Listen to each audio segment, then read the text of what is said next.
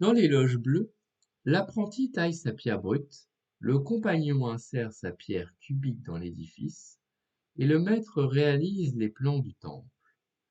Tout ici fait écho aux paroles de Jésus déclarant à Simon, fils de Jonas, tu es Pierre, et sur cette pierre j'édifierai mon église.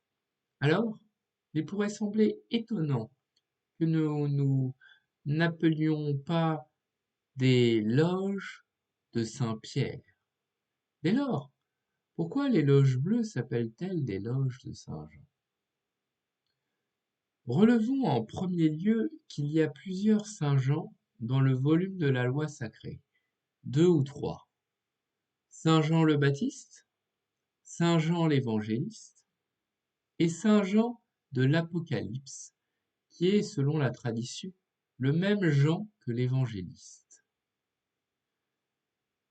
Dès lors, il nous faudra identifier quel est le nôtre, notre Saint Jean. Mais avant cela, le dieu Janus, commencement et fin.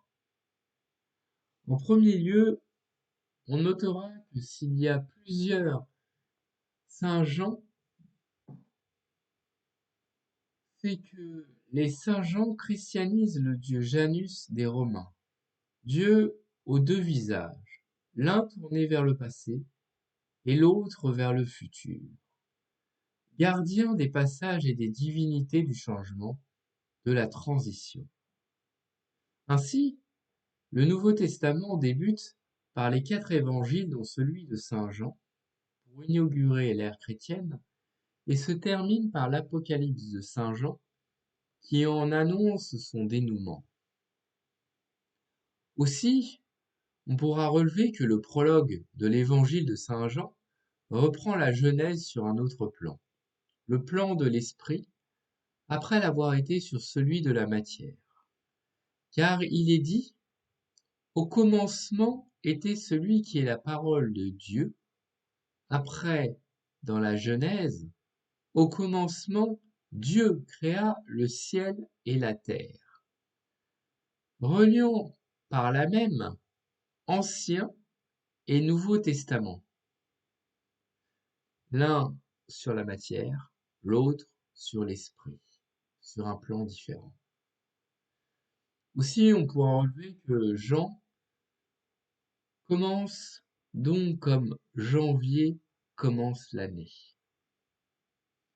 Au sein de l'évangile de Saint Jean, l'entrée de Jésus dans le monde, le passage à l'ère chrétienne est introduit par Saint Jean le Baptiste, et à la fin de l'évangile, Jean jouera un rôle, mais nous y reviendrons plus tard.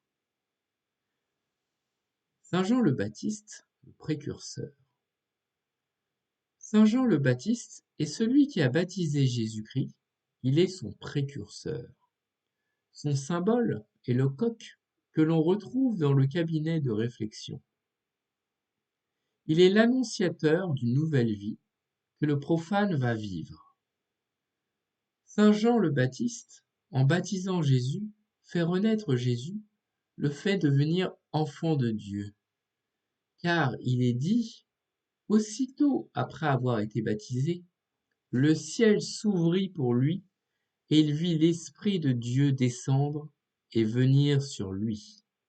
En même temps, une voix venant du ciel fit entendre ces paroles, celui-ci est mon Fils bien-aimé.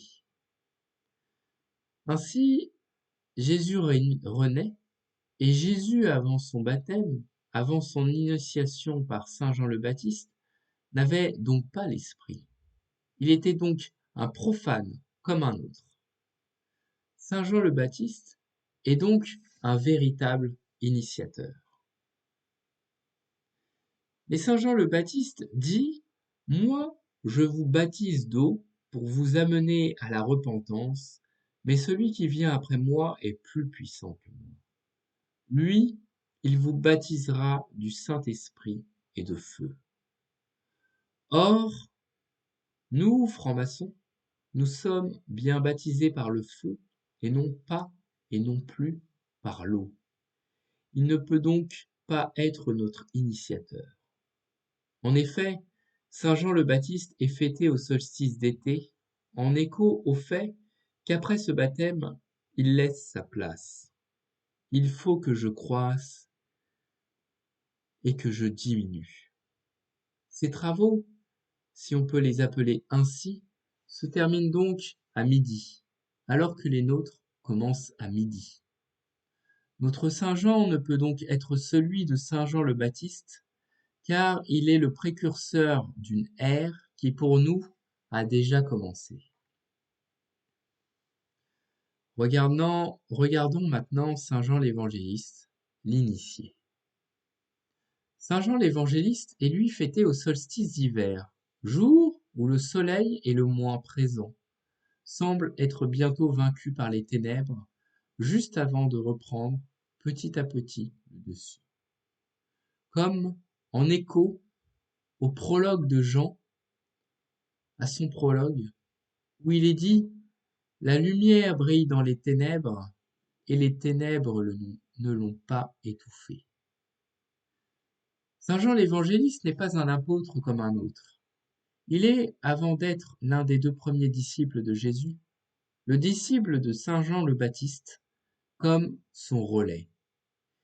Il est ainsi déjà un initié, à la différence de Pierre qui est le profane Simon, avant de porter le nouveau nom de Pierre.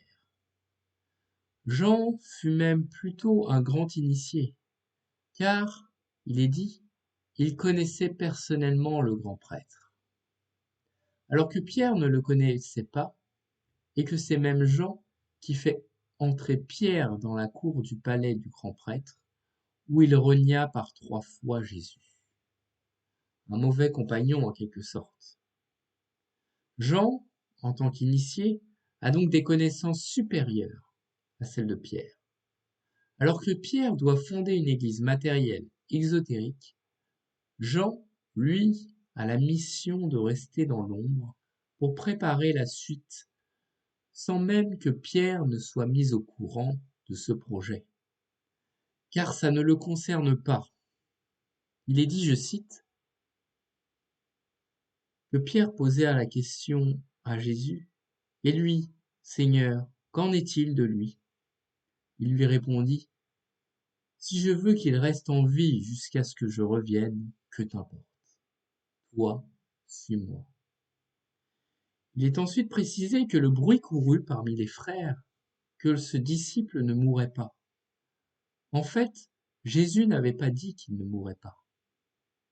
Ainsi, Jean n'est pas vu comme un individu, mais comme une pensée qui doit demeurer, être transmise de génération en génération. Ce n'est pas l'initié Jean, l'individu qui compte ici, mais le courant que l'on peut appeler loge de Saint Jean, qu'il a fait initier et qui continue, encore aujourd'hui, à le faire par la franc-maçonnerie, qui continue d'être éclairé par cette même lumière. L'Apocalypse de Saint Jean, le retour du grand initié.